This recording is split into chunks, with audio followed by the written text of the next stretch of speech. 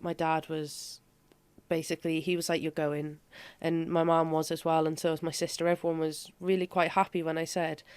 And then we found the Providence Project. It was they advise you to go as far away from home as possible, because I remember days when I was in the Provi that I would have went home if I could have, because it does get difficult when you're doing group therapy, things like that. It's what needs to be done, yes, but it can be very difficult. But yeah, so my dad got me a train ticket, and my mum and dad took me along the train station. They were both working at the time, so they couldn't come down with me or anything like that. So I got on the train by myself with a bag and got down to Bournemouth. Okay, so was there any point where you were going to get off that train halfway down? There was. I had to do a switch in Birmingham New Street, I think it was, yeah. and there was a lot of delays. So I was meant to have about a 40-minute wait. I ended up being there for about 3.5 hours. I was crying my heart out. I was ringing my dad, I was ringing the Provi. I'm not going. It's fate. The train isn't coming. I'm not meant to go.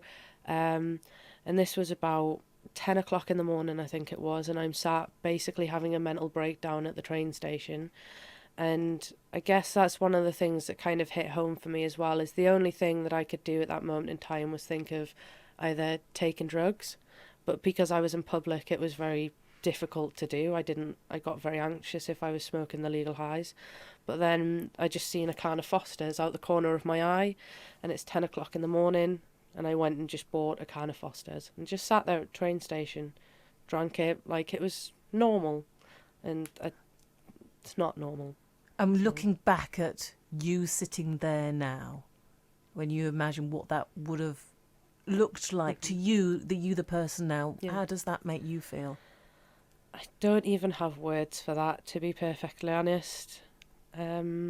I genuinely don't know how I would react if somebody was like that in the middle of a train station. I wouldn't know what was wrong. I wouldn't know what was going on with them. So I can't even describe how it makes me feel, to be perfectly honest, to think about something like that, because it's just... Do you recognise that person at all now? I do. Not really well, but quite well.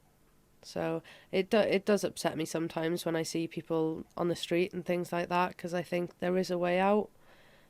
It doesn't have to be that bad. You don't have to be that upset, not wanting to do anything all day, every day. It doesn't have to be like that, because there is a way out. It's not an easy route by no means, but there is a different way.